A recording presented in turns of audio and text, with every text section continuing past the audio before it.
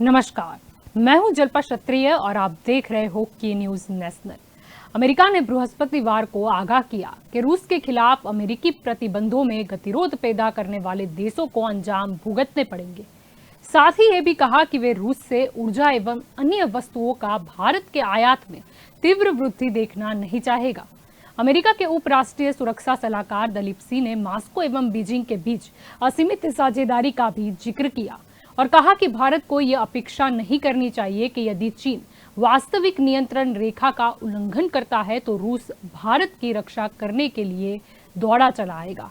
और यही हमारा आज का चर्चा का विषय है। और हमारे साथ आज इस चर्चा में जुड़ चुके हैं राजनीतिक विशेषज्ञ जयवंत पंड्या, हमारे साथ जुड़ चुके हैं रक्षा विशेषज्ञ अमृतलाल मकवाना भी हमारे साथ जुड़ चुके हैं, राजनीतिक विशेषज्ञ प्रशांत गढ़वी भी हमारे साथ जुड़ चुके हैं, भाजपा की ओर से उर्वी कंथारिया हमारे साथ जुड़ चुके हैं और कांग्रेस की ओर से पारस जोशी हमारे साथ जुड़ चुके हैं। आप सभी का स्वागत है के न्यूज में।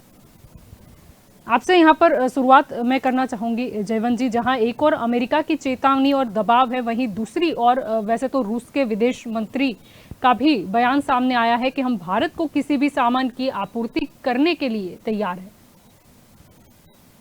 नहीं, पहले तो ये जानना चाहिए कि अमेरिका ने ऐसा कहा है कि चीन यदि हमला करता है तो जी रशिया मदद के लिए नहीं आएगा। इतिहास देखे तो क्या निकल के आता है।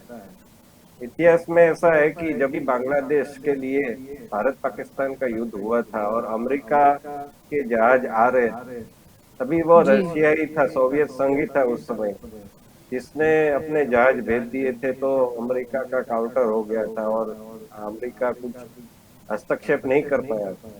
जी तो अब ये कहना कि सोवियत संघ या अथवा तो आज का रशिया मदद के लिए नहीं आएगा, ये कहना असत्य है। हालांकि सत्य ये भी है कि अमेरिका ने यूक्रेन का कैसा हाल कर दिया, उसको वचन दे देकर उसको युद्ध में झोंक दिया।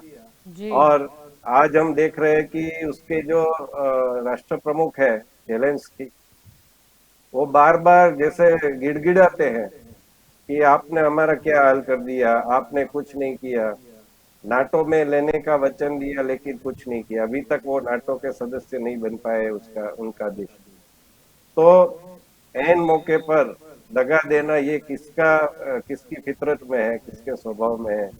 ये सिर्फ यूक्रेन के मामले में ही नहीं देखा गया है। जी अफगानिस्तान में बरसों से उनका जब भी हित था तब तक वो डटे रहे वहां पर।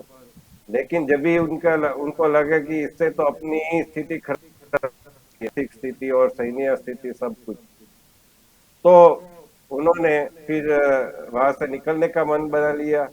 और फिर अचानक तालिबान का हमला हुआ तो भी जी उनको बीच राह में छोड़कर अफगानिस्तान, तो इसमें मुसलमान भी है, सिख भी है, हिंदू भी है, ऐसे बहुत सारे लोग वो असहाय रह गए, उनको भागना पड़ा। कईयों की हत्या हो गई, कई जी स्त्रियों की आज भी हम देख रहे हैं कि क्या स्थिति है वहां पर।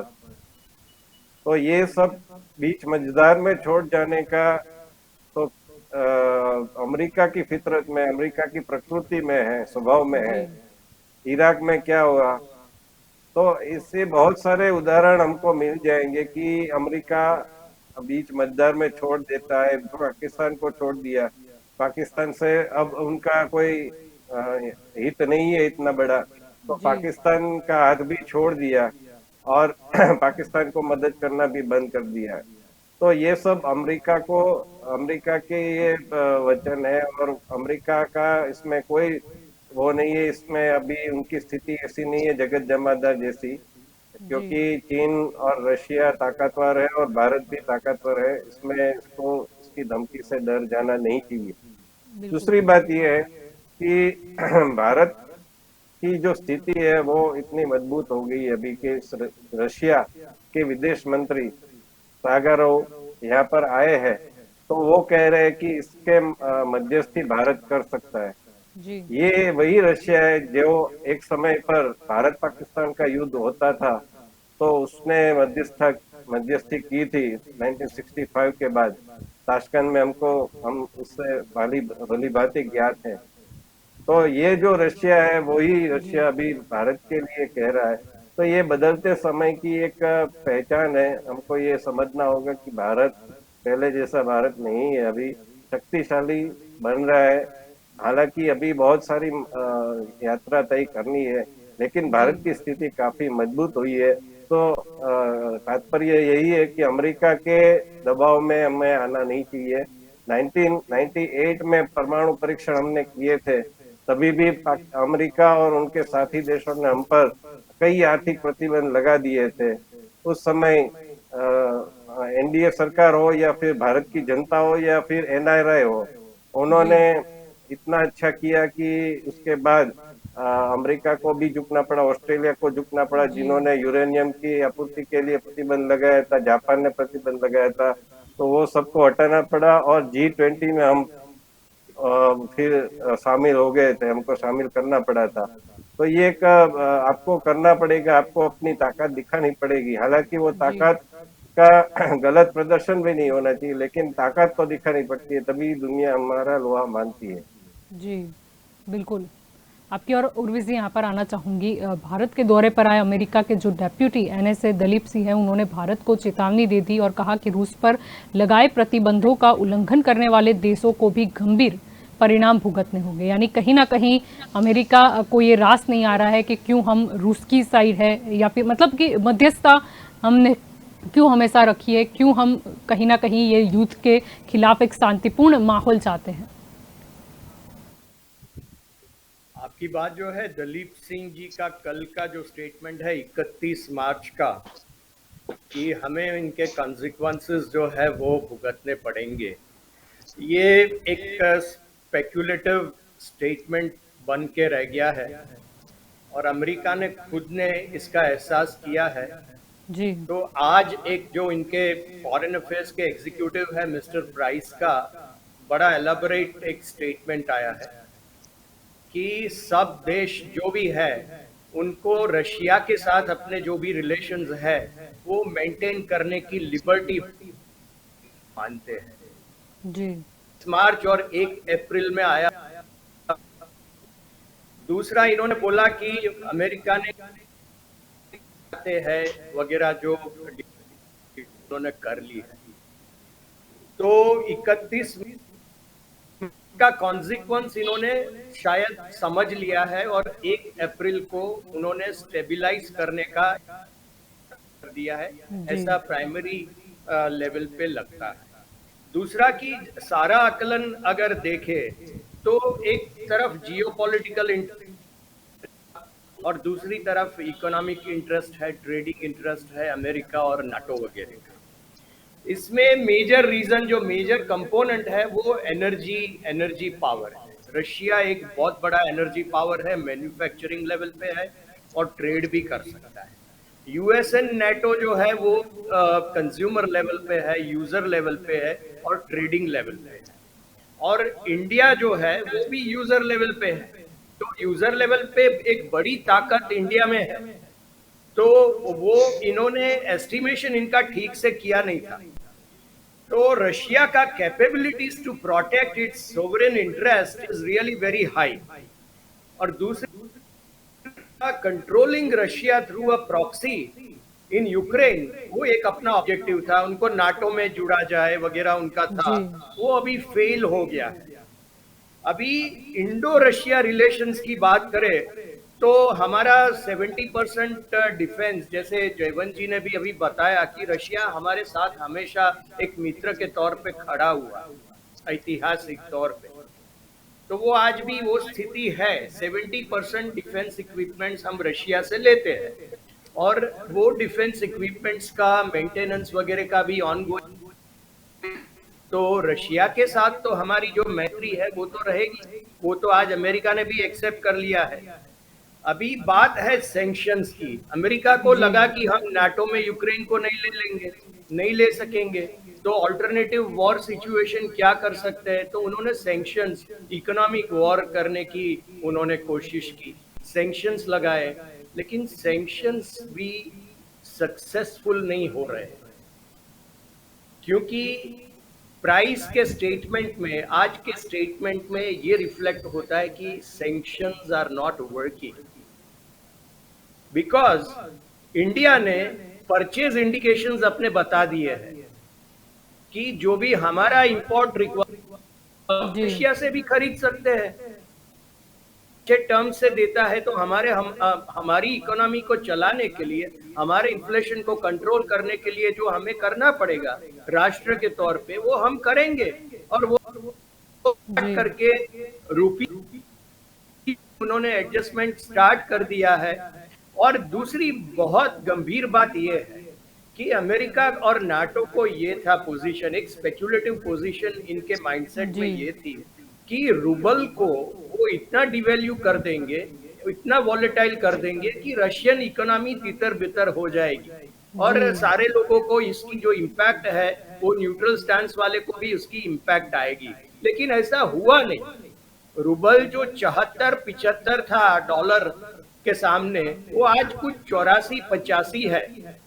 तो इतना जो वोलेटाइलिटी वो एक्सपेक्ट कर रहे थे, उतना जो डैमेज वो एक्सपेक्ट कर रहे थे, वो हुआ नहीं। और उसका वजह जो एक है वो इंडिया का न्यूट्रलाइजिंग फैक्टर। इंडिया ने जो इंडिकेशन दी कि हम रशिया के पास से भी वो ऑयल खरीद सकते हैं हमारे लिए, तो एक 3 जो बड़े निष्कर्ष इसमें से निकले हैं, ये है कि करेंसी स्टेबिलिटी मेंटेन हो सकी है। दूसरा, इंडिया एक कैटलिस्ट के तौर पे उभर के आया है। India is not seen as a party, India is now seen as a catalyst even by America.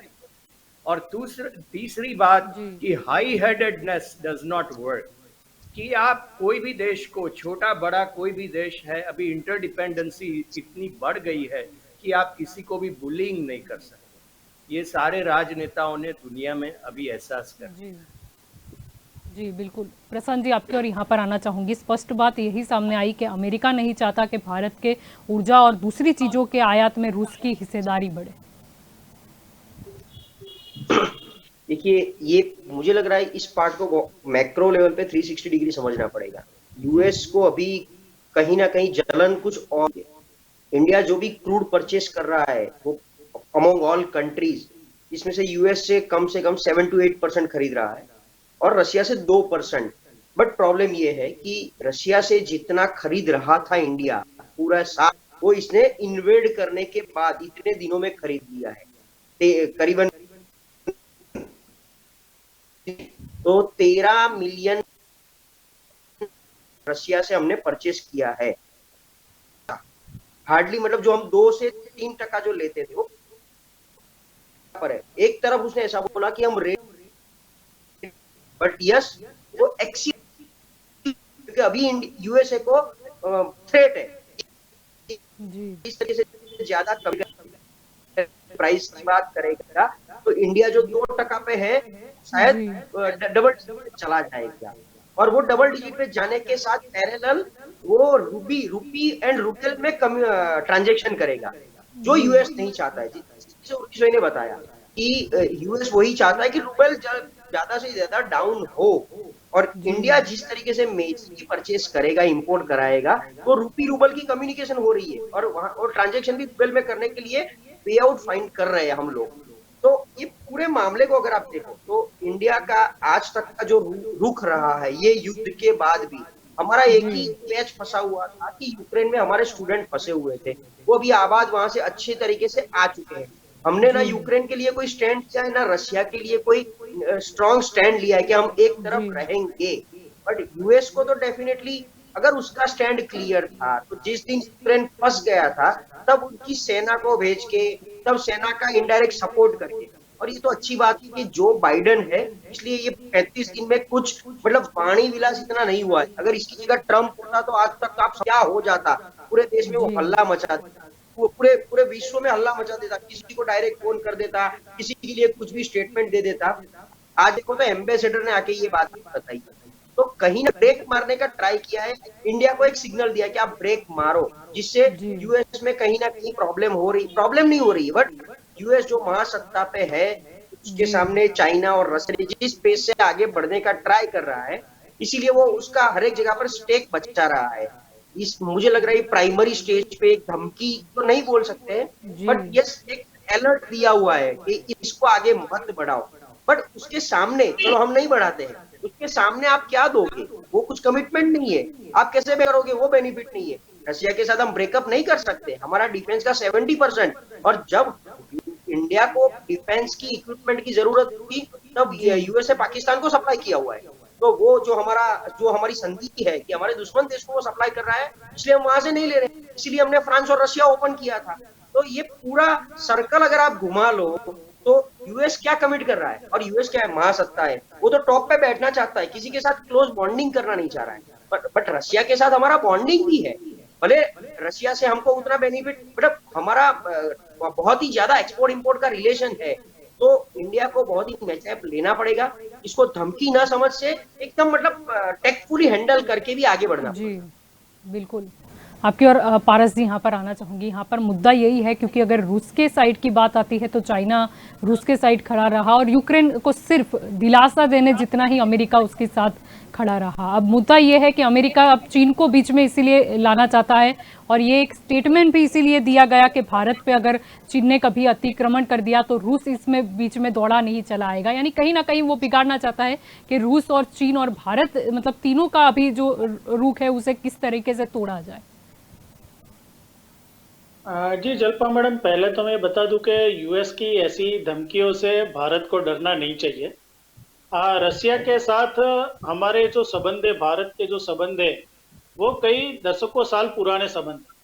और सालों से हम देखते आ रहे हैं कि जम्मू कश्मीर के जो प्रॉब्लम्स भारत के अंदर होते हैं तो उसको इंटरनेशनल लेवल पे जब भी पाकिस्तान द्वारा उठाया जाता है तब रशिया ने ही भारत का साथ दिया है और उसने अपना वीटो पावर यूज करके हर बार वो भारत के साथ खड़ा रहा। और भारत के अंदर ही वो 70% अपने जो वेपन्स है, जो हथियार है, वो भी सप्लाई करता है। उसके अगेंस्ट में अमेरिका जो है वो पाकिस्तान को सप्लाई करती है। उसकी कोई नीति नहीं है, उसको जहां से पैसा मिलता है, जहां से फायदा दिखता है, जैसे अभी रक्षा विशेषज्ञ और राजकीय विश्लेषज्ञ ने जी बताया कि यूक्रेन को उन्होंने पहले भरोसा दिलाया कि हम आपकी मदद करेंगे, उसके बाद में आज यूक्रेन का क्या हाल हुआ है वो हम सब देख रहे हैं, अफगानिस्तान का क्या हाल हुआ है, इराक का क्या हाल हुआ है वो भी हम देख रहे हैं। तो ये साफ है, ये मंशा साफ है अमेरिका की कि वो रशिया के साथ भारत का जो व्यापार है वो नहीं चाहते हैं जी। और वो इस तरह से धमकी इसके लिए ही हमको दी गई है। लेकिन भारत जो ये है वो आज एक वैश्विक महासत्ता है, उसकी तरफ सब लोगों के साथ बढ़ रही है। आज 135 करोड़ का देश है, तो यूएस को भी पता है कि आज हमारी जरूरत इंडिया के अंदर यहाँ के लोगों की जितनी ज्यादा जरूरत है उससे कहीं ज्यादा जरूरत यूएस में भारत के लोगों की है। और भारत का जो ब्रेन है वही आज अमेरिका को चला रहा है, ऐसा कहे तो उसमें कुछ गलत नहीं होगा।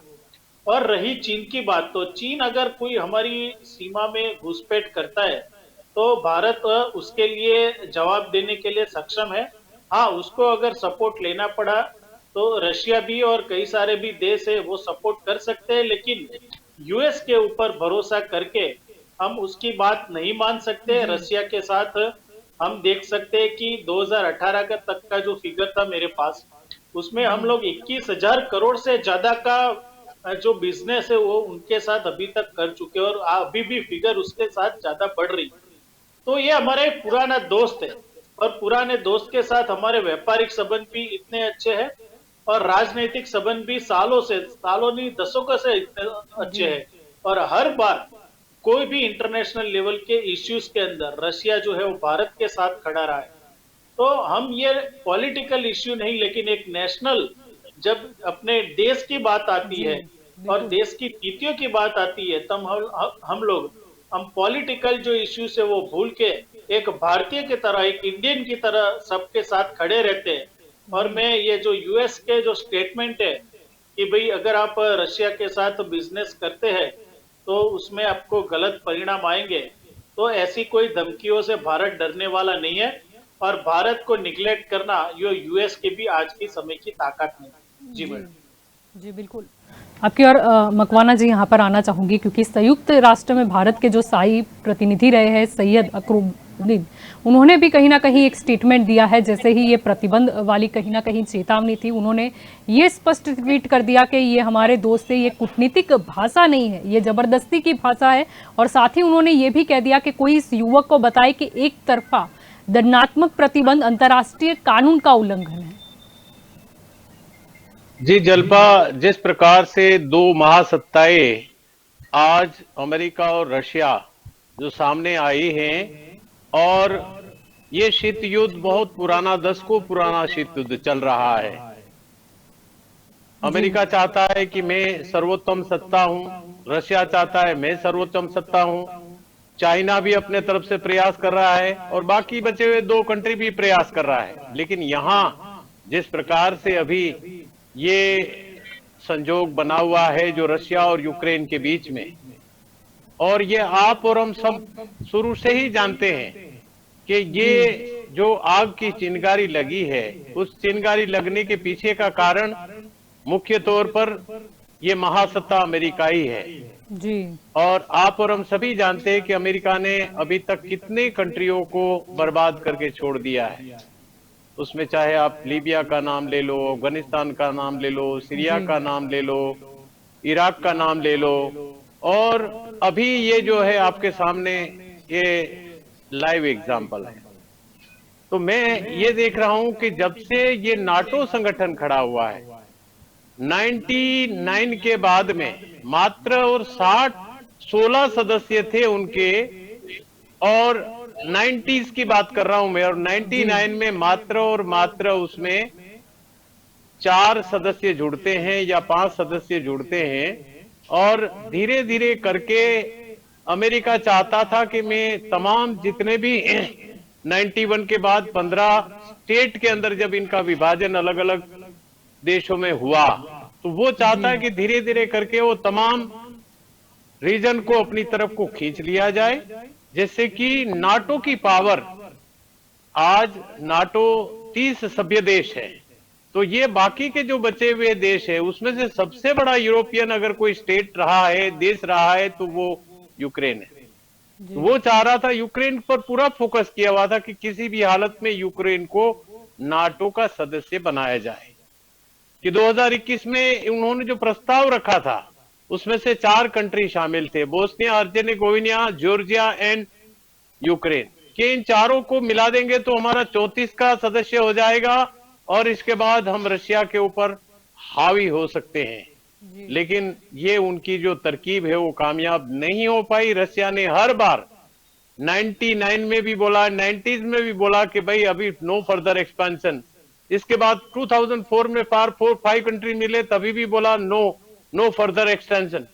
इसके बाद फिर अगेन 17 के बाद 21, बार रशिया ने उनको बोला, लेकिन अमेरिका सुनने को तैयार नहीं हुआ। कारण क्या है कि ये सारी जो बातें हो रही थी ये वर्बल थी, कोई राइटिंग में नहीं थी। इसके कारण शुरू से ही अमेरिका का रशिया के ऊपर दबाव रहा है, और अभी जैसे रशिया अमेरिका की दाल नहीं गल रही किसी भी कारण से, इतने सारे इकोनॉमिक सैंक्शन लगा दिए और इतने सारे सैंक्शन इंपोज किए करने के बावजूद भी महासत्ता रशिया को वो टस से मस नहीं कर पाया है।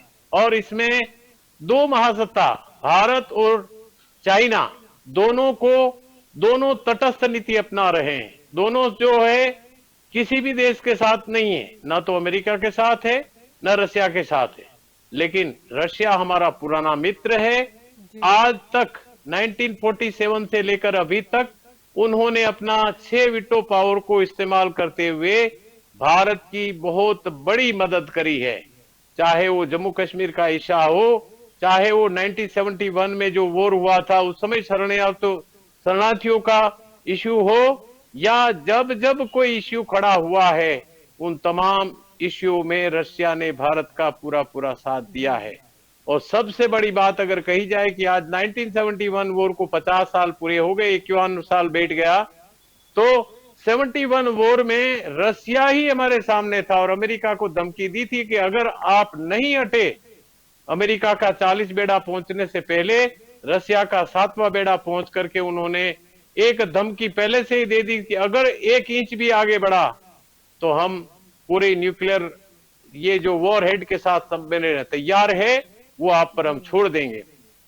तब जाकर के हम जो है हमने पाकिस्तान के ऊपर विजय प्राप्त करी और इतना बड़ा कार्य हर समय रशिया ने हमारा साथ दिया है। और सबसे बड़ी बात अगर कही जाए कि आज भारत का एयरफोर्स अगर ये है तो ये रशिया को क्रेडिट जाता है। रशिया से मैक्सिमम हथियार, चाहे वो आर्टिलरी हो, मैं तो आर्मी का एक ऑफिसर और एक वेटरन हूं, मुझे मालूम है कि आर्मी में जितने भी यूटिलाइज आज तक, चाहे रशिया गाड़ियां हो, आर्टिलरी टैंक हो, रडार हो, गन्स हो, मिसाइल्स हो, तमाम प्रकार के जितने भी अभी जो आधुनिक मिसाइल भारत और रशिया ने मिलकर के बनाई है, वो ब्राह्मोस मिसाइल, उसमें भी रशिया का पूरा पूरा सहयोग हमें है। और उस ब्राह्मोस मिसाइल से आज इसका तोड़ न तो रशिया के पास है, न दुनिया के किसी भी देश के पास इसका तोड़ इस मिसाइल का नहीं है। तो इस प्रकार से अगर देखा जाए, देखिए किसी भी देश के बीच में जब लड़ाई लगती है तो उनके स्ट्रेटेजिक फैक्टर होते हैं। वो चाहते हैं सबसे पहले उस देश को जो है इकोनॉमिक तौर पर उसको बर्बाद किया जाए। जिस प्रकार से अभी आपके सामने ये जो जितने भी देश बर्बाद हुए हैं, ये इनका अमेरिका का ही पूरा पूरा हाथ है इसके अंदर उनको बर्बाद करने का। आज उन्होंने शुरू से ही उनको बोला था कि हम तुम्हारे साथ हैं, हम तुम्हारे साथ हैं। कितना साथ दिया। आज तकरीबन 24 फरवरी को ये रशिया यूक्रेन के बीच में युद्ध शुरू हुआ से लेकर के आज तक कितना साथ आप समझ रहे हैं। सिर्फ इकोनॉमिक सैंक्शन लगाने से कुछ नहीं हो सकता है। रशिया ने आज जिस प्रकार से 40% ये यूरोपियन यूनियन या तो नाटो कंट्री को और यूएस को सबको अगर वो ऑयल एंड गैस सप्लाई कर रहा है तो ये सबसे बड़ा मेजर पार्टनर है। इकोनॉमिक रूप से भी देखा जाए, चाहे कितने भी सैंक्शन उन पर लगा दिए, लेकिन वो चाहता है कि हम कभी झुकेंगे नहीं इनके सामने। कारण कि उनके पास दुनिया का सबसे बड़ा अगर पावर कोई है तो न्यूक्लियर पावर है। आज दुनिया के अंदर 13,000 से प्लस न्यूक्लियर वेपन्स पूरी दुनिया के पास है। उसमें से देखा जाए तो सबसे ज्यादा अगर न्यूक्लियर वॉर हेड है तो रशिया के पास है, इसके बाद अमेरिका के पास है।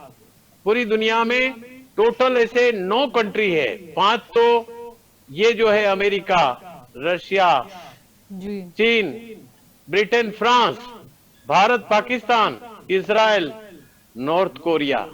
इस प्रकार से ये जो 9 कंट्री है इनके पास ये न्यूक्लियर वेपन है और 13,000 प्लस है। आप और हम सभी जानते हैं कि अगर न्यूक्लियर वॉर हो गया तो आधे से ज्यादा दुनिया समाप्त हो जाएगी। ये इतना खतरनाक वॉर है। ये खतरनाक हमने और आपने 1945 में जब अमेरिका ने हिरोशिमा और नागासाकी के ऊपर बॉम्ब फेंके थे और उनकी असर आज तकरीबन 50 साल प्लस होने के बावजूद भी वहां के जो बच्चे पैदा हो रहे हैं वो अपाहिज पैदा हो रहे हैं और वहां पे जमीन आज भी वहां पे खेती पैदाइश नहीं हो रही है। तो इनकी जो रेडिएशन है वो इतनी खतरनाक है, इतनी खराब है, इसमें आधे से ज्यादा वर्ल्ड खत्म हो सकता है। कारण कि आज दुनिया के पास 9 जो डिक्लेयर्ड कंट्री है जिनके पास महासत्ता है, इनके पास ये वेपन्स हैं। चाहे भारत के पास 256 है, पाकिस्तान के पास 265 है, अमेरिका के पास 5,880 है, तो रशिया के पास अगर देखा जाए तो 6,250 है, इजराइल के पास तकरीबन 90 हैं, नॉर्थ कोरिया के पास 40 से 50 हैं, चाइना के पास ऑलमोस्ट 350 न्यूक्लियर वारहेड है और ब्रिटेन के पास ऑलमोस्ट 190 के आसपास है, फ्रांस के पास 290 है। तो इस प्रकार से पूरा अगर तालमेल मिलाया जाए तो दुनिया का ये जो वॉर हेड है ये दुनिया के लिए सबसे बड़ा खतरा बना हुआ है।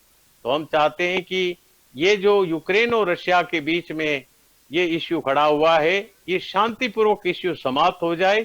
इसी में पूरी दुनिया की भलाई है, पूरी दुनिया के देशों की जो तरक्की है या जीडीपी बोलो या दुनिया का कोई भी चीज बोलो, ये तमाम पूरी दुनिया के भले में है।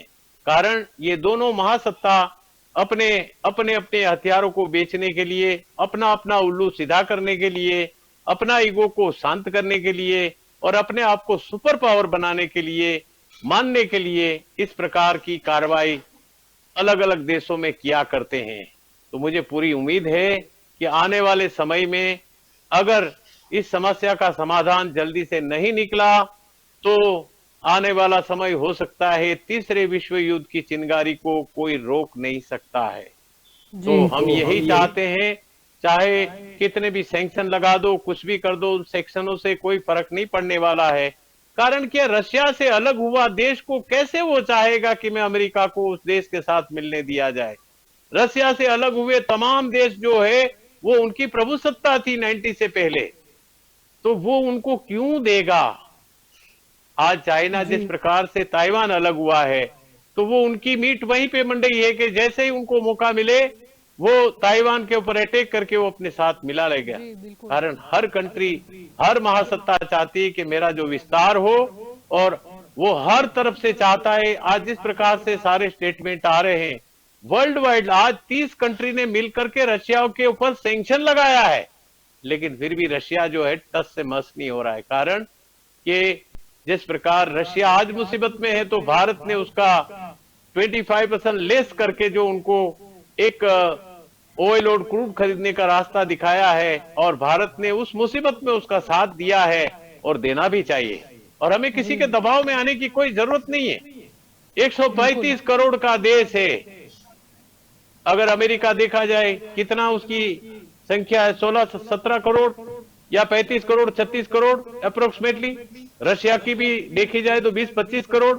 दुनिया में China and Bharat, China 140 crore हो सकता है और भारत 135 करोड़। तो आज जो है भारत के पास टेक्नोलॉजी है, भारत के पास आज इंटेलिजेंस वाले दिमाग वाले लोग हैं जो पूरी दुनिया पर आज कमांड कर रहे हैं। आज अमेरिका के चाहे वो, ये आप देखिए, ये जितने भी सीईओ हैं दुनिया के अंदर, अमेरिका के अंदर, ये तमाम सीईओ भारत के, चाहे वो ये गूगल का सीईओ हो या जितने भी मतलब इन्फोटेक है और जितने भी इंटेलिजेंस है वो तमाम जगह भारत के सीईओ। अमेरिका के आज वाइस प्रेसिडेंट वो भी भारतीय मूल के हैं। तो देखा जाए तो भारत का दबदबा आज पूरी दुनिया में है। तो हमें किसी भी प्रकार से भारत आज इतना टेक्नोलॉजिकल, चाइना के बाद अगर भारत की जो आर्मी है, चाइना के पास 22 लाख की आर्मी तो भारत के पास 14 लाख की आर्मी है और इसके बाद 10 लाख हमारे पास रिजर्व है। तो इस प्रकार से हम भी चाइना की बराबर मुकाबला कर सकते हैं। चाइना को अगर हमने उसको वहां से भगाया है गलवान घाटी से, तो उसके पीछे का हमारा आर्मी पर्सन का मोराल अप है और हमारे जितने ट्रेन सोल्जर है वो ट्रेन सोल्जर के कारण उनको चाइना को पीछे हट करनी पड़ी। इतना बड़ा महासत्ता को अगर पीछे करने वाला कोई कंट्री है तो ये भारत है। तो आज भारत का जो दबदबा है, आज दौड़ करके रशिया का विदेश मंत्री हो या फ्रांस का विदेश मंत्री हो या कहीं का भी विदेश मंत्री भारत के पास आकर के, भारत ही एक ऐसा कंट्री है जो ये दोनों देशों के बीच में मध्यस्थता करते हुए वो इस शांति का कोई न कोई एक परिणाम ला सकते हैं, एक नतीजा ला सकते हैं। बिल्कुल। जयवंत जी, आपकी और यहाँ पर आना चाहूंगी। जैसे कि यहाँ पर मकवाना जी भी बता रहे थे, वो बात बिल्कुल सही है, क्योंकि चीन ने भी अमेरिका को दो टूक यही कह दिया कि अगर यूक्रेन के साथ जो रसिया की लड़ाई हो उसके लिए कोई जिम्मेदार है तो वो फिर नाटो है। ये बात बिल्कुल सही है।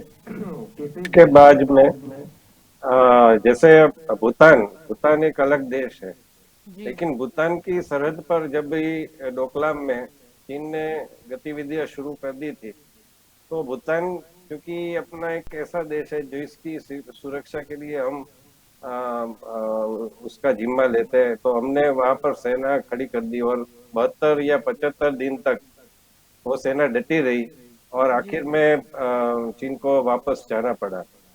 तो ये कोई भी देश नहीं चाहेगा कि अपने बाजू के देश में ऐसी नाटो में यदि शामिल हो जाता है तो फिर अमेरिका और दूसरे देशों की सेना वहां पहुंच सकती है। और यूक्रेन में जो गतिविधियां पिछले कुछ सालों से हो रही थी वो पूरी की पूरी रशिया विरोधी थी। तो रशिया एक ऐसा देश है कि वो नहीं चाहता है, और वहाँ के जो प्रेसिडेंट है पुतिन, वो भी एक कड़क प्रकार के व्यक्ति है। तो वो नहीं चाहेंगे किसी भी स्थिति में कि ऐसी स्थिति वहां पर हो बाजू के देश में कि सुरक्षा के प्रति प्रश्न खड़े हो। तो ये बात बिल्कुल सही है। यूक्रेन के प्रमुख जेलेंस्की कॉमेडियन ही साबित हुए, वो जो भी कहे लोग, लेकिन मेरी दृष्टि से वो कॉमेडियन ही साबित हुए हैं। अभी भी नहीं मान रहे, वरना उनको कह देना चाहिए कि अभी हम नाटो में नहीं जा रहे, लेकिन वो उत्साह है। हालांकि उनकी जो प्रजा है, देश की प्रजा, उनको हम वंदन करते हैं, क्योंकि वो जो उन्होंने विदेश से आकर या फिर देश में रहते हुए जो भी डॉक्टर है, जो भी एक्टर है या फिर अलग प्रोफेशन के लोग हैं, वो लड़ने के लिए आ गए। तो वो एक उनका जो उनकी जो हिम्मत है, उनकी जो स्पिरिट है, उनको हम वंदन करना चाहिए कि हमारे देश में और अन्य कई देशों में भी प्रजा को ऐसा देशभक्त होना चाहिए। लेकिन उनके जो प्रमुख है, उन्होंने जो गलतियां की, इसके ऊपर आप कोई भी ये नहीं कह सकता कि उन्होंने गलतियां नहीं की है। अभी भी वो झुक नहीं रहे, वो अपनी एक बड़ा शांक रहे।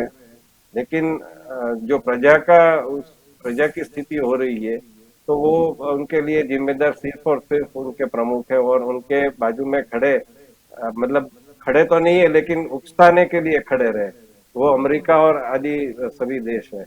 दूसरी बात ये मैं कहना चाहूंगा कि अभी जो अमेरिका के प्रमुख है बाइडेन, और अमेरिका की जो स्थिति है वो भी हमको देखनी चाहिए। बाइडेन और बाइडेन के कारण अमेरिका की स्थिति इतनी खराब हो गई है कि उनके जो फोन है वो सऊदी अरबिया और यूएई तक उठाते नहीं है, जो एक समय पर अमेरिका के पिट्ठू कहे जाते थे। मतलब ईरान के विरुद्ध अमेरिका की जो धरी थी, एक्सिस थी, उसमें सऊदी अरबिया और यूएई प्रमुख देश थे। लेकिन आज चीन के कारण वो चीन के तरफ आने लगे, भारत के साथ भी उनके संबंध बहुत अच्छे होने लगे हैं। इसका उदाहरण ये भी मिलता है कि अभी जो ओआईसी की बैठक हुई थी और पाकिस्तान ने एक कोशिश की थी कि कश्मीर का, क्योंकि इमरान खान की सत्ता वहां पर जा रही है, तो उन्होंने कोशिश की थी कि कश्मीर का राग अलापा जाए और उसमें हुर्रियत को भी शामिल किया जाए। लेकिन उसी समय सऊदी अरबिया और यूएई के जो प्रतिनिधि मंडल है वो यहाँ पर आए, कश्मीर भी गए, लेकिन किसी ने भी ऐसी बातें नहीं की। तो ये जो बाइडेन की और अमेरिका की स्थिति है वो एकदम खराब है, उनकी कोई सुन नहीं रहा है।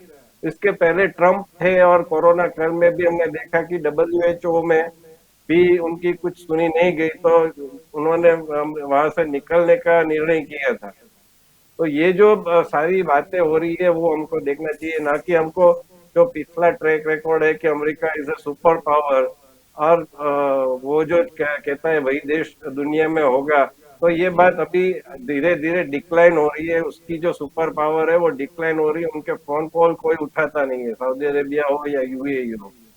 और दूसरा कि उनको अपनी जो स्थिति है वहां पर इतनी महंगाई है, उनकी जो वहां लूटपाट हो रही है, आप कुछ वीडियो देखेंगे तो आपको पता चलेगा कि वो स्थिति एकदम खराब होने लगी है। उनको अपना जो पेट्रोल डीजल का रिजर्व है वो इस्तेमाल करना पड़ रहा है, क्योंकि प्राइस राइज एकदम हाई ना हो जाए। हालांकि इन्फ्लेशन इतना बढ़ गया है कि 40 साल का वहां का रिकॉर्ड है वो टूट गया है। और लोग बीच में भी हमने देखा था कि ऐसे लूटपाट हो रही है, सुपर मॉल हो चाहे कुछ भी हो, उसमें ट्रेन हो, उसमें भी लूटपाट हो रही है। तो बहुत ही खराब स्थिति है, और उनको इस स्थिति के लिए भी उनको सऊदी अरेबिया की मदद चाहिए। तो सऊदी अरेबिया उसके फोन नहीं उठा रहे। दूसरा कि ईरान के प्रति भी जो उनका रवैया था कि ईरान को न्यूक्लियर पावर, न्यूक्लियर शस्त्र की वजह से उनको बैन किया जाएगा, लेकिन अभी वो ईरान के लिए भी समझौता करने के लिए आतुर हो गए, उत्सुक हो गए, क्योंकि उनको अभी स्थिति बहुत ही खराब होने लगी है। ब्रिटेन की स्थिति भी खराब है। स्पेन में अभी ऐसी स्थिति है कि वहां पर सुपरमार्केट जो है उनको रेशनिंग यानी हम यहाँ पर भारत में कल्पना करें कि भाई हम बिग बाजार या डी मार्ट या कुछ भी ऐसे सुपर मॉल है रिलायंस के, तो उसमें जाएंगे और हमको चाहिए कि इतनी चीज हमको चाहिए, इतनी इतने किलो शुगर चाहिए, शक्कर चाहिए, तो हमको नहीं मिलेगी। हमको वो बोलेंगे कि आपके लिए लिमिट इतनी है। तो जो एक समय में हमारे देश में भी था कि राशन की दुकान हुआ करती थी और अच्छे से अच्छे लोग भी वहां पर जाकर राशन में से सामान लेते थे, तो अभी ऐसी स्थिति स्पेन में भी हो गई है कि स्पेन में सुपरमार्केट में भी आप जाएंगे तो राशनिंग वहां पर उनकी लागू कर दी है, क्योंकि इतना इन्फ्लेशन हो गया है, इतनी चीजों की अछत हो गई है। तो ये कहने की बात है कि यूरोप का भी हाल बहुत ही खराब है। और इसका एक और आध्यात्मिक या तो कुछ आप मिस्टिक कह लीजिए, ये उदाहरण हमको बाबा वांगा, जो एक उनकी बताई जाती है कि 85% भविष्यवाणी सच हुई थी, तो उन्होंने भी कहा कि यूरोप का हाल बहुत खराब होगा, रशिया सुपर पावर जैसा फिर से स्थापित होगा। तो हम देख रहे हैं कि ये स्थिति बहुत ही सच साबित हो रही है अभी। तो ये अमेरिका का जो वो दबाव है, उसके आगे हमें बिल्कुल नहीं झुकना चाहिए। अमेरिका को हमारी बहुत ही स्वार्थ है उनका, तो वो स्वार्थ के कारण वो कुछ नहीं कर पाएंगे, छोटे मोटे कदम उठाएंगे तो भी उसका कुछ असर नहीं होगा। जी बिल्कुल, आपकी और उर्वी जी यहाँ पर आना चाहूँगी। यहाँ पर मुद्दा ये भी है, क्योंकि अगर हम ताइवान का जिक्र करें तो चाइना की नज़र कहीं ना कहीं वहाँ पर है, और हम कुछ महीने में देख भी चुके हैं कि कई बार ऐसा होता है कि उनकी जो हवाई सीमा है ताइवान की, उसका चाइना की ओर से उल्लंघन किया जाता है। लेकिन शायद रसिया और यूक्रेन के बीच की लड़ाई ये स्पष्ट संदेशा चीन को भी देती है कि वो जितना इजी समझता है ताइवान पर कब्जा करना, उतना भी ये मतलब इजी तरीका नहीं रहेगा उसके लिए। सही है। चाइना का जो समझते हैं कि ताइवान को वो कभी भी वो ले सकते हैं, वो लाइन ऑफ एक्चुअल कंट्रोल में कभी भी कोई भी दिक्कत वो कर सकते हैं, लेकिन दैट इज अ मिसप्लेस्ड ज़िल। क्योंकि इस तरफ देखें तो रशिया जो है वो चाइना को वो भी मिलिट्री सप्लाई करते हैं, डिफेंस सप्लाई करते हैं, तो चाइना का रशिया के ऊपर भी काफ़ी डिपेंडेंस है। और ऐसी सिचुएशन में रशिया का क्या रुख होगा वो चाइना को अभी उसका कोई एजम्पशन नहीं है। लाइन ऑफ एक्चुअल कंट्रोल की ओर देखा जाए तो भारतीय जो सेना जो है वो दुनिया में सबसे बड़ी मिलिट्री फोर्स कही जाती है। वो रेजिस्टेंस कैसे करना वो उनको पहचान है उनकी। और भारतीय जो राजनीतिक नेतृत्व है वो क्या कैसे बात करने का वो उनको पता है।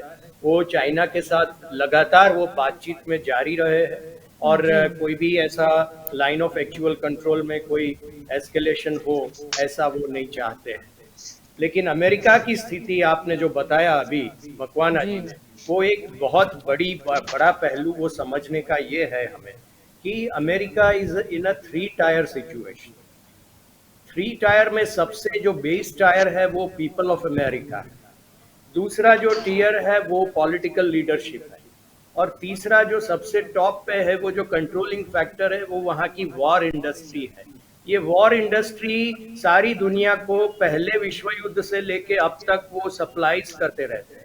उनके साथ और भी stress manufacturing kind of activity are aligned. तो वो लोग चाहते हैं कि दुनिया में जितने स्ट्रेस बढ़ेगा, जितने बॉइलिंग पॉइंट्स कंटिन्यू होएंगे तो उनका वो बिलिंग होता जाएगा। तो ये सोच के ऊपर वो पॉलिटिकल लीडरशिप को दबाव में ला रहे हैं। पॉलिटिकल लीडरशिप ना अपना कोई स्टांस बचा नहीं है, और अगर कुछ स्टांस लेके वो करते हैं तो वो लोगों में एक्सेप्टेबल, आम जनता में एक्सेप्टेबिलिटी उनको मिलती नहीं। तो एक सैंडविच पोजीशन हो गई है अमेरिकन पॉलिटिकल लीडरशिप। दूसरी तरफ आप देखें तो रशिया एक डिटरमाइनिंग पोजीशन पे है, इंडिया एक डिटरमाइनिंग पोजीशन पे है, वो they can take their own decisions. तो ये परिस्थिति का आकलन करके सारी दुनिया अभी समझने लगी है कि किसके साथ मैरिट पे कहाँ रह सकते हैं जी। तो ये बात सारी जो है वो आगे वाली जो रणनीति वो तय करने वाली है, और विश्व में जो शांति का जो अभी जो प्रभाव बढ़ाने का था वो उसकी ओर आगे बढ़े। जी प्रशांत जी, आपकी और यहाँ पर आना चाहूँगी। अगर भारत की बात करें तो सबसे पहले तो हमारे लिए बड़ा चैलेंज यही है कि महंगाई को हम कैसे कंट्रोल करें और इकोनॉमी को किस तरह स्ट्रॉन्ग करें, क्योंकि ये समझ में बिल्कुल अच्छे से आ गया है कि हमें किसी के ऊपर डिपेंडेंट तो नहीं रहना है, जैसे कि यूक्रेन अमेरिका पर रहा, या फिर उसे ऐसा था कि मेरे मदद के लिए काफ़ी देश सामने आ जाएंगे। लेकिन सबसे बड़ी जो मजबूती होती है वो तो अर्थतंत्र से ही आती है। नहीं, डेफिनेटली ये बहुत ही बड़ा लर्निंग है। रशिया यूक्रेन हो रहा है, वो जिस तरीके से ये सब आगे बढ़ रहा है, तो एक लर्निंग है कि किसी भी देश के ऊपर कभी भी कोई भी आपत्ति आ सकती है, और तब वो देश का रुख क्या रहता है, बिहेवियर क्या रहता है, और उसका अदर कंट्रीज के साथ ट्रीटी कैसा है, और जो रिलेशन है वो कैसे, बाय कंट्री रिलेशन कैसे है। तो इंडिया अभी डेफिनेटली एक स्ट्रगलिंग फेज से मतलब 2 साल का कोरोना महामारी जितनी बड़ी जो लगी है, उसके बाद जीडीपी -23, जो मतलब ऑल टाइम हाई जिसको हम बोल सकते हैं, वो लेवल पे अगर गई है इतना माइनस में, इससे हम धीरे धीरे ऊपर आने का ट्राई कर रहे हैं। और ऐसी हालत में मतलब नॉट ओनली इंडिया, हर एक देश एक दूसरे देश के साथ जुड़ना चाहता है कि हम आओ भाई, हम सब साथ में मिलके, क्योंकि कोरोना सिर्फ इंडिया में नहीं था, सिर्फ चाइना में नहीं था, अभी चाइना के ऊपर ऑलरेडी उसका बहुत बड़ा फोकस हो चुका है। बट चाइना के अलावा जितनी भी कंट्री को भुगतना पड़ा है, उनकी इकोनॉमी डाउन हो चुकी है, इसमें हम सब साथ मिलके पूरी चेन बनाना चाहते हैं। लेकिन पता नहीं है रशिया को ऐसा क्या ये जुनून चढ़ा है, ये मतलब जुनून ही है एक तरीके से। न तो पुतिन पीछे बैकफुट पे जाना चाहते हैं, और न ये यूक्रेन वाले प्रेसिडेंट पीछे हट करना चाहते हैं। तो उनके दोनों के ईगो के बीच में काफी सारी कंट्रीज अफेक्ट हो रही है। अभी आप एक और अच्छी बात देखिए, वर्ल्ड वॉर 1, वर्ल्ड वॉर 2 दोनों में यूएस और रशिया साथ में थे, जो ग्रुप्स थे, 2 ग्रुप, और पूरा ग्रुप जर्मनी और इटली के सामने थे।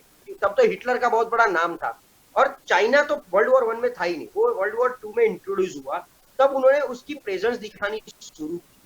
अब मैं पिछले टाइम से, जब से ये एलएसी वाला और अपना चाइना वाला इश्यू चल रहा था, तब भी मैं ये अपनी डिबेट पे बोल रहा था कि चाइना अभी क्या कर रहा है कि वर्ल्ड वॉर 3 अगर होता है तो मैं उसकी लीडरशिप एक ग्रुप में लूंगा यूएस के सामने, तो मेरे साथ कौन से कंट्री खड़े रहेंगे, वो पूरा एक तरह मतलब ट्राई कर रहा है, जो ग्रुप बनाने का, ग्रुपिज्म का ट्राई कर रहा है।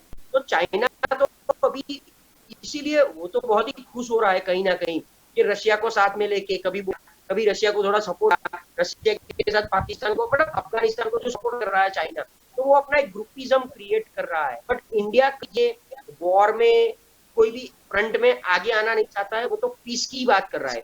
हम जब यूएन में भी जाते हैं तब भी हम पीस की बात कर रहे हैं, हम तो टेररिस्ट से भी पीस लाना चाहते हैं। तो ये सब मामले में हमारा बिहेवियर न्यूट्रलाइज एकदम होना चाहिए, और कैसे बैलेंस किया जाए, कैसे मतलब धीरे से दबा हुआ हाथ निकाल दिया जाए दोनों एंड पे। ना तो यूएस से देखिए, जिस तरीके से पॉलिटिशियन से दोस्ती अच्छी है, पुलिस और पॉलिटिक्स, ना दोस्ती अच्छी ना दुश्मनी अच्छी, उसी तरह यूएस और रशिया दोनों से ना दोस्ती अच्छी है ना दुश्मनी अच्छी है।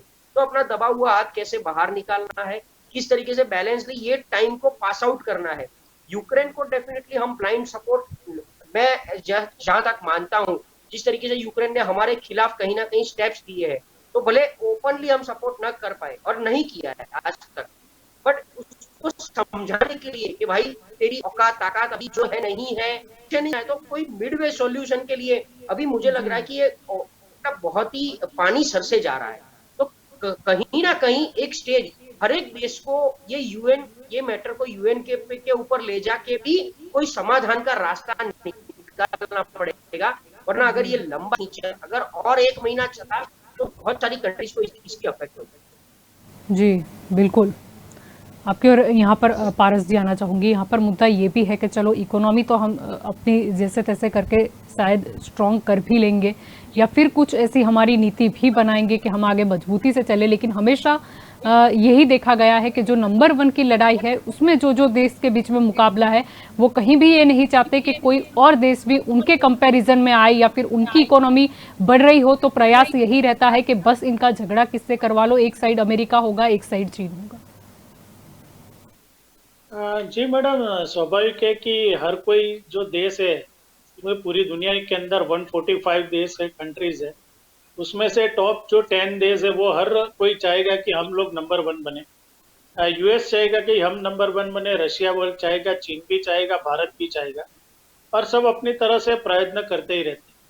लेकिन अमेरिका जो है, जिस तरह से अभी सर ने बोला कि उसमें जो वॉर इंडस्ट्रीज है वो पूरी दुनिया में जहाँ जहाँ पे भी ऐसे जो इश्यूज है वॉर के, वहां पे वो अपने वेपन सप्लाई करती है और उसमें से उनको ज्यादा मुनाफा होता है।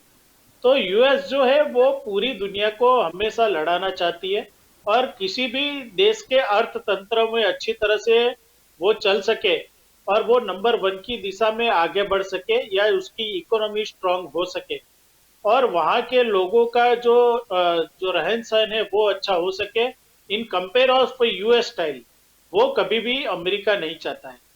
और इसी की जो हम भी अपने भारत में देख सकते हैं कि भी आज भी देखो कि कई भी सारे जो हमारे नागरिक है तो सबसे पहले वही बोलते हैं कि कहाँ जाना चाहते हो, तो बोलते हैं कि यूएस जाना चाहते हो।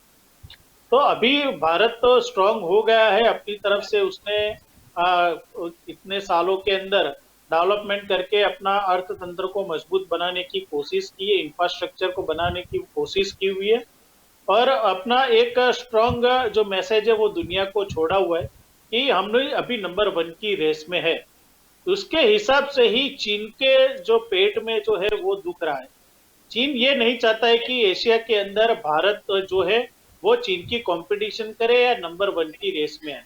इसके लिए चीन की गतिविधियां जो सरहद पर भी है वो हम देख सकते हैं और उसका हम लोग समय सर अपने जो सैनिक है, अपने जो आर्मी है वो जड़बातोड़ जवाब दे रही है। तो चीन को भी ये पसंद नहीं कि भारत आ गया है, उसी तरह से अमेरिका यूएस को भी ये पसंद नहीं है कि भारत का जो भी सपोर्ट है वो रशिया को मिले और रशिया के साथ में हमारे भी व्यापारिक संबंध हो जिसके हिसाब से हमारी दोस्ती मजबूत बने और उसकी इफेक्ट जो है वो यूएस पर रहे।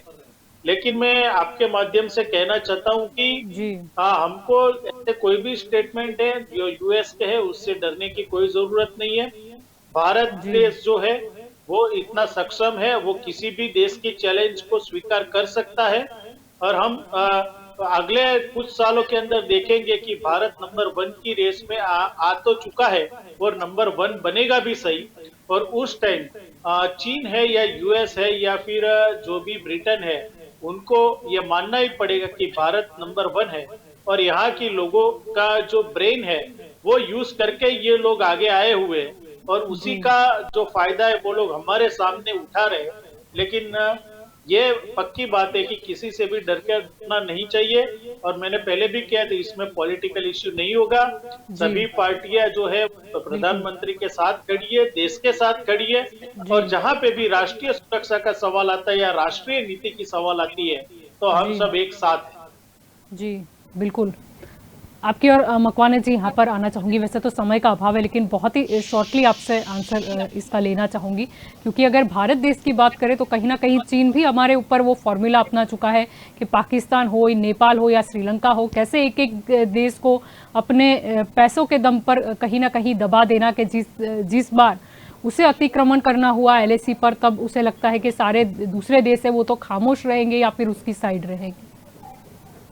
जी जुल्पा, जिस प्रकार से चाइना 14 कंट्री के साथ बॉर्डर में घिरा हुआ है और हम चाइना के साथ अगर शुरुआत करें कि यहाँ से भारत, पाकिस्तान, अफगानिस्तान और म्यांमार, भूटान, नेपाल, श्रीलंका, तो ये चाह रहा है कि चाइना के साथ कोई सी वाला जो एरिया है वो भारत के साथ कम जुड़ा है, वो लैंड के साथ ही मैक्सिमम एरिया में जुड़ा हुआ है। तो चाइना जब भी चाहता है, जिस प्रकार से आज हमारी LAC line of actual control 3488 kilometre है, स्टार्टिंग फ्रॉम ले लद्दाख टू आखिरी जो 5वां स्टेट है वो सिक्किम तक। यानी कि अगर शुरू किया जाए ले लद्दाख से हिमाचल प्रदेश, हिमाचल प्रदेश से उत्तराखंड, उत्तराखंड से हमारा अरुणाचल प्रदेश और सिक्किम, ये 5 राज्यों की सीमा को अगर मिलाया जाए तो 3488 किलोमीटर होती है। लेकिन हमारी जो भारतीय सेना है वो इतनी सक्षम है, इतनी मजबूत है कि चाइना को हर चीज का मुंह तोड़ जवाब देने के लिए तैयार है। और आज जिस प्रकार से हमने अपनी बॉर्डर पे ब्रह्मोस मिसाइल को लगाया है, जो चाइना की नींद उड़ गई है कि ब्रह्मोस मिसाइल का कोई तोड़ चाइना के पास अभी तक नहीं है।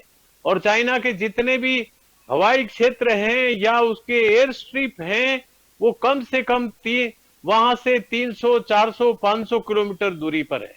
और भारत दौलत बेग ओल्डी अगर वहां से पत्थर भी फेंकेगा तो वहां से कई लोगों को घायल करके छोड़ेगा। हमारे पास सियाचिन ग्लेशियर है, दुनिया का सबसे ऊंचा मैदान, जहां से अगर हमने एक गोला उनके सीपीसी पे फेंका, चाहे पाकिस्तान इकोनॉमिक कॉरिडोर, जहां से वो पाकिस्तान के जरिए एंट्री करना चाहता है। श्रीलंका के अंदर अदानी पोर्ट ने पूरा वहां पे कब्जा कर लिया है। श्रीलंका के जिस प्रकार से हुआ कि श्रीलंका के रास्ते से भारत को मैं परेशान करूंगा। नेपाल के अंदर चाहे ओलंपिया धुरा हो, जहां पे उत्तराखंड में भारत, नेपाल और चाइना की बॉर्डर लगती है।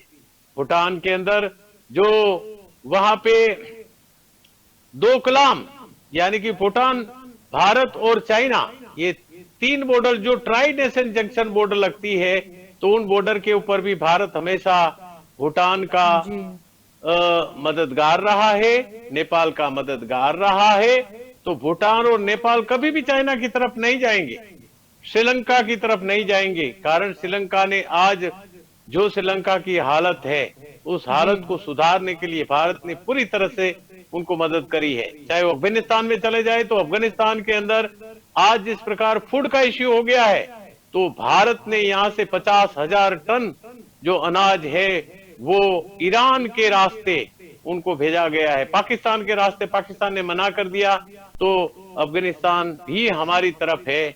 तो हमें चाइना की तरफ से किसी भी प्रकार का कोई खतरा नहीं है, चाहे वो चिकन नेक हो और किसी भी साइड से हो। हर तरफ से हमारी भारतीय सेना जो है चाइना को मुंह तोड़ जवाब देने के लिए तैयार है, चाहे वो डोकलाम हो, चाहे ओलंपिया धुरा हो, चाहे वो यहां से गलवान घाटी हो। कारण यही जो उनका पूर्वोत्तीय क्षेत्र है, यानी कि उत्तरीय क्षेत्र से ही चाइना हमारे देश के अंदर एंट्री कर सकता है। समुद्री सीमा से कोई रास्ता उसके पास नहीं है। और दूसरी बात, अमेरिका के साथ हमारे 3 जो समझौते हुए हैं, वो समझौते है 2016 में जो लेमुआ समझौता हुआ, लॉजिस्टिक्स समझौता उनके साथ अमेरिका के साथ हुआ है कि भारत जो है अमेरिका के जितने भी एयर स्ट्रिप हैं, और अमेरिका ने जहां दुनिया के देशों में अपने एयर स्ट्रिप बना रहे हैं, भारत उसका यूटिलाइज कर सकता है, उपयोग कर सकता है। दूसरा, कोम कासा यानी कि कम्युनिकेशन समझौता हुआ है कि पूरी दुनिया के अंदर जो जितने भी सैटेलाइट लगे हुए हैं और चाइना या दुनिया के कोई भी देश की कोई हरकत है, वो भारत उसके साथ साझा कर सकती है। और तीसरा जो है बेका, वो कम्युनिकेशन जो समझौता उनके साथ हुआ है, जिसके कारण किसी भी प्रकार का अगर कोई मिसाइल या तो सबमरीन्स उन्होंने छुपा के रखी है, या दरिया के अंदर कोई उनकी मूवमेंट हो रही है, जो अमेरिका ने हमें PI-8 विमान दिया है, वो सबमरीन डिस्ट्रॉयर है कि हिंदुस्तान के अंदर, चाइना के पास चाहे दुनिया की कितनी सबमरीन हो, लेकिन वो सैटेलाइट अमेरिका के थ्रू हमारे पास जो कम्युनिकेशन चाहिए यहां बैठे बैठे हमें मिल जाता है। तो इस प्रकार से देखा जाए तो आज भारत वो 1962 का भारत नहीं है, आज वो 2022 का भारत है। दुनिया को जवाब देने के लिए तैयार है। हमारे जवान जो है आज हिमालय के अंदर लड़ने के लिए सक्षम है। चाइना की सेना 1 महीने से ज्यादा वहां पे टिक नहीं सकती है, जबकि हमारे जवान, चाहे वो विकास बटालियन हो, चाहे वो लद्दाख स्क्वाड हो, वो 2 साल तक वहां पे रख दिया जाए तो चाइना की मिट्टी प्लीत एक कर देगा। हिम्मत नहीं है कि हमारी तरफ वो मुंह उठा करके देख सके। जलपा, जय हिंद, जय भारत, जय जय गरवी गुजरात। जी बिल्कुल, आप सभी मेरे साथ इस चर्चा में जुड़े, इसीलिए आप सभी का शुक्रिया। तो आज दंगल देशका में हमारा मुद्दा था कि भारत रूस संबंधों पर जो अमेरिका का दबाव बनाने का जो प्रयास था, वैसे तो ये प्रयास निष्फल ही साबित होगा। इसीलिए भी निष्फल साबित होगा क्योंकि कहीं ना कहीं अमेरिका जो है, उसके जो पहले इरादे हैं वो कहीं ना कहीं पहले ही सामने आ चुका है। यूक्रेन को तो बहुत ही भारी भरकम सबक मिल चुका है। चाहे यहाँ पर अमेरिका ने बहुत ही बयान में उस तरीके का तीर छोड़ने की बात करी कि जिससे निशाना कुछ ज़्यादा ही लग सके, चाइना को सेंटर बना के, कि अगर चाइना अतिक्रमण करना चाहता है भारत पर, क्या उस वक्त रूस सामने आएगा। ये एक ऐसा बयान था कि जो भारत को लगा, उन्होंने सोचा कि बस ये अगर चीन का मुद्दा डाल देंगे तो कहीं ना कहीं कुछ मतभेद आ सकते हैं या कुछ वार्तालाप होगी जिससे शायद कुछ दूरी बनाई जा सकती है, लेकिन ये सारे ही दावे निष्फल साबित होंगे। और यहाँ पर भारत का जो निष्पक्ष रुख रहा है, भारत उसी के साथ आगे बढ़ेगा, क्योंकि भारत का इतिहास भी वही रहा है और आज भी भारत ऐसा है और आगे भी भारत ऐसा रहेगा कि शांतिपूर्ण तरीके से अगर किसी भी मामले को सुलझाया जा सकता है तो प्राथमिकता शांतिपूर्ण वार्तालाप की ही होगी। तो दंगल देश का में अभी बस इतना ही। ज़्यादा जानकारी के लिए आप जुड़े रहे के न्यूज़ के साथ। नमस्कार।